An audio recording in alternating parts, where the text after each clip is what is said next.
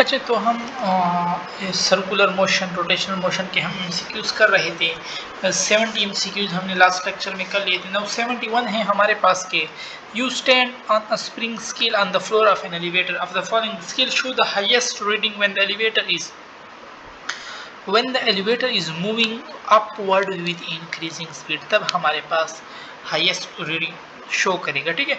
A man of weight W standing in an elevator which is ascending. अच्छा, ascending हो रहा है with an acceleration is apparent weight. Ascending कर रहा है ना हमारे पास, तो असेंडिंग में फोर्स हमारे पास क्या हो जाएगा, टेंशन अपवर्ड होता है, वेट नीचे होता है, टेंशन माइनस वेट। ठीक है। सो अपेरेंट वेट का हमसे पूछ रहे हैं ना, तो टेंशन हमारे पास हो जाएगा फोर्स प्लस वेट हमारे पास। ठीक है, यानी फोर्स एम है और वेट हमारे पास एम जी है, यानी एम कॉमन, तो M G plus M A, C option हमारे पास करेक्ट हो जाएगा, M G plus M A. ठीक है। फिर हमारे पास है कि the ratio of orbital velocity is related to its mean distance. A man of W is standing in a weight which is ascending with an acceleration in the apparent weight। हाँ, apparent weight हमारे पास tension का कह रहे हैं ना, mg plus ma ही हमारे पास होगा। अच्छा, the ratio of the orbital velocity is related to its mean distance from the center of the planet। तो इनवर्स रिलेशन है हमारे पास। ठीक है, v1 जो होगा वो r2 के साथ होगा और v2 r1 के साथ होगा, बट विद स्क्वायर रूट हमारे पास। The orbital speed of the satellite orbiting around the earth, तो वो हम लेते हैं g me divided by r। So B option हमारे पास करेक्ट है इसमें। ठीक है। The orbital speed of the satellite orbiting around the earth depends upon, orbital speed हमारे पास रेडियस पे डिपेंड करता है। ठीक है, G M E divide by R, radius के साथ इनवर्स था with square root. The orbital speed of the satellite orbiting around the earth at a distance R from the centre of the earth is. तब इसके लिए हम कौन सा formula लेते हैं, तो वी नो दैट के the orbital speed of a satellite orbiting around that distance r there from the center of earth, तो r g हम लेते हैं। ठीक है, सी वाला फार्मूला हमारे पास करेक्ट है। An object is satelliting orbiting, an object is satellite orbiting around the earth is weightless because, किस वजह से वेटलेस हमारे पास होता है, so falling freely.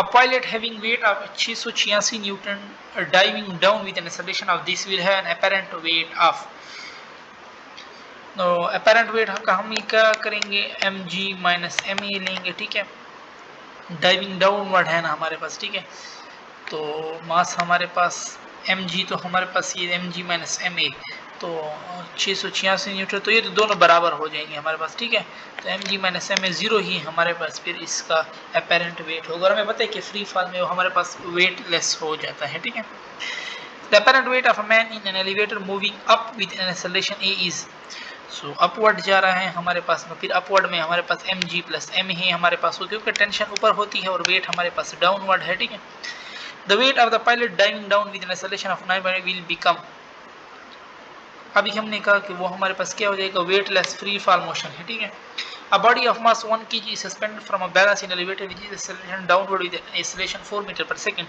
the reading of the balance will be, reading of the balance हमारे पास क्या होगा,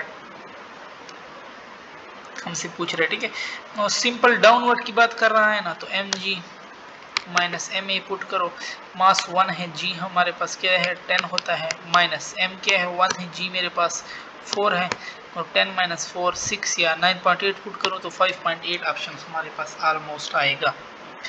फिर है 60 kg man in lift which is moving upward, moving upward की बात कर रहा है हमारे पास। ठीक है, तो अपवर्ड में we put M G plus A, हमारे पास मास तो कांस्टेंट है, 60 मास हो जाएगा, 9.8। ठीक है, 9.8 हमारे पास हो जाएगा और प्लस 4.9 क्योंकि एम जी प्लस ए है, और in which moving upward with acceleration will have an apparent weight, तो 9.8 प्लस 4.9 मल्टीप्लाई 60, यस 882 न्यूटन हमारे पास आता है। ठीक है, और डी ऑप्शन हमारे पास करेक्ट हो जाएगा। The value of G at moon has compared with its value at earth is, so G तो हमारे पास क्या है, कांस्टेंट वैल्यू है। ठीक है, वो इन चीज़ों पे डिपेंड नहीं करती, यूनिवर्सल कांस्टेंट है। तो B, one space shuttle in is in orbit at radius R from earth centre, what force does the C exert on the astronaut. No, satellite जो है वो लाइक फ्री फॉलिंग करते हैं हमारे पास, ठीक है। सो जीरो ही होगा हमारे पास। The time period of communication satellite, तो टाइम पीरियड हमारे पास कितना है, तो ये हमारे पास याद करने की बातें हैं। 24 हार है हमारे पास। Body weight 72 kg on surface of earth, its weight on the surface of moon. Mass जो है ना, वेट्स है, ये तो मास की बात कर रहे हैं हमारे पास, ठीक है। मास केजी है ना, ये मास का यूनिट है। ये वे इस, अच्छा बॉडी वेट है, अच्छा वजन उसका इतना, ठीक है। ये तो इधर भी वेट की बात हमारे पास कर रहा है। तो अगर वेट हम देखें ना, वेट नो, अगर हम अर्थ पे वेट देखें, इसका मास 72 है, तो अर्थ पे इसका वेट हो जाएगा 720 न्यूटन। और अगर हम यही सिंपल mgh, वो हमारे पास 720, वो g/6 होता है ना, 6 6 36 6 9 54 10 60 12 72 और 0, तो 120 हमारे पास आएगा। 120 तो है, यही वही मास की बात कर रहा है कि ये मास 72 है, तो उधर कितना होगा, तो मास हमारे पास कांस्टेंट होता है, वो भी 72 ही हमारे पास होगा। On the ground, the gravitational force on the satellite is W. What is the gravitational force on the satellite when the height is, हमारे पास क्या कह रहा है कि when the height r by 50 when r is the radius of earth, when the height of r50 when r is the radius of earth। अच्छा, इसको हमने मालूम करना है, ठीक है। वेट के लिए हम क्या कहते हैं कि ग्रेविटेशनल फोर्स, ये मेरे पास कह रहा है W, इसको नाम दे रहा है, ठीक है। वेट नहीं ग्रेविटेशन, वो हम क्या लेते हैं GMEM divided by R square हमारे पास, ठीक है। अब GMEM और एक आर तो वही आर है हमारे पास, ठीक है, बट दूसरा मेरे पास कह रहा है कि RE डिवाइडेड बाई 50 मेरे पास का स्क्वेयर। अब इसको हमने सॉल्व करना है सिंपल। 50 पहले LCM ले लो, ठीक है। तो LCM से वैल्यू ऊपर आपके पास आ जाएगी जी। इस लोगे तो हमारे पास जो आंसर बचता है 0.96 टाइम हमारे पास हो जाएगा, ठीक है। फिर हमारे पास है if a body of mass m is release in a vacuum just above a planet of mass m and radius r, what would be it's gravitational acceleration.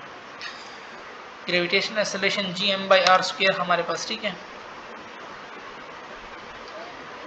फिर हमारे पास है कि satellite is revolving around the earth in a circle, what is the relation between the radius of velocity. Velocity जो है square root of r होता है, अगर स्क्वायर रूट नहीं है तो स्क्वायर पुट करो तो v का square inversely proportional to r, तो सी ऑप्शन हमारे पास इसमें करेक्ट हो जाएगा। 90 है the gravitational field on the surface of the earth is g, the gravitational field strength on the surface of a planet twice the radius and same density हमारे पास। अच्छा, कह रहे रेडियस को क्या कर रहे हैं हमारे पास, अच्छा रेडियस को, अच्छा देखो ना हमारे पास जी जो होता है ना, GMEM ME divide by R square हमारे पास ग्रेविटी होती है, ठीक है। नो, अब हम क्या करेंगे, मास ऑफ अर्थ में डेंसिटी हमारे पास क्या होती है, मास पर यूनिट वॉल्यूम। मास में डेंसिटी इनटू वॉल्यूम पुट कर दो, ठीक है। डेंसिटी स्फीयर का हमारे पास क्या होती है 4/3 पाई आर क्यूब हमारे पास, और नीचे हमारे पास क्या है आर स्क्वायर है, आर स्क्वायर, और ये कट जाएगा सिर्फ आर बचेगा, तो G directly proportional to R. R को ट्वाइस कर रहा है तो जी भी मेरे पास 2g हो जाएगी, ठीक है। A satellite is orbiting closing to the earth, its speed is, तो इसकी स्पीड हम कौन से फार्मूले से लेते हैं, v is equal to GR हमारे पास, ठीक है। The rotational analog of mass, वो हमारे पास मोमेंट ऑफ इनर्शिया है। A paratrooper of mass 80 kg descend vertically at constant speed at 3 taking acceleration free fall equal to what is the net force acting on him। Constant velocity या net force हमारे पास फिर क्या होगा, 0 होगा, ठीक है। The distance of parking orbit of geostationary from the surface of अर्थ, अच्छा सरफेस ऑफ अर्थ से हम लेते हैं 36,000 किलोमीटर, और अगर फ्रॉम सेंटर ऑफ अर्थ पूछ ले तो फिर हम 42,000 किलोमीटर लेते हैं, ठीक है। अच्छा, फिर हमारे पास है कि 95 है हमारे पास, यस कि द डिस्टेंस पार्किंग ऑर्बिट जैसे फ्रॉम सेंटर ऑफ अर्थ से हम 42,000 किलोमीटर लेते हैं। Artificial gravity is produce by, artificial gravity हम spinning about its own axis से produce all the object attach to the earth due to, so किस gravity की वजह से हमारे पास अटैच है, ठीक है। The frequency of rotation 1/2 pi G/L, formula हमारे पास करेक्ट है ये वाला, G/L या R अगर हम पुट कर लें, ठीक है। फिर हमारे पास है 99 कि the frequency of rotational is, अच्छा अभी मैंने ऊपर पढ़ा कि inverse relation with R but with square root.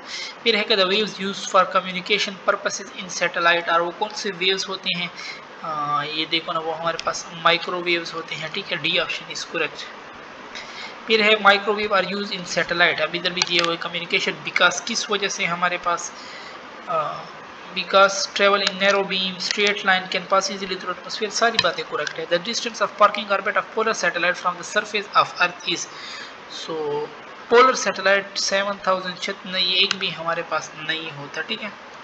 Global positioning system is based on, कितने सैटेलाइट है हमारे पास उसमें, तो global position GPS is based on dash satellite, GPS में हमारे पास 24 आई थिंक यूज होते हैं, ठीक है।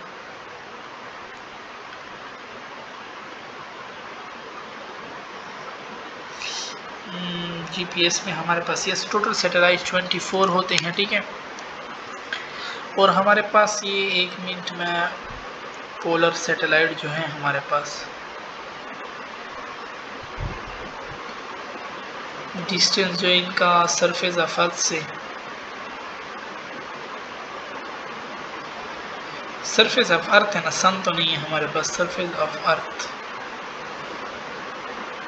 तो ये हमारे पास बहुत ही नज़दीक होते हैं, ठीक है। 7000 किलोमीटर, ये बहुत ज़्यादा है हमारे पास, नन ऑप्शन इसमें हमारे पास करेक्ट है, ठीक है। ये हमारे पास 200 और 1000 किलोमीटर के दरमियान हमारे पास होते हैं। अच्छा 104 है हमारे पास के collecting of information about an object without physical contact, तो इसको रिमोट सेंसिंग कहते हैं हम, और remote sensing is carried out by, किसकी वजह से, पोलर सैटेलाइट की वजह से। आप लेते हैं ओके, सो यहाँ पे हमारी डिस्कशन ख़त्म हो जाएगी।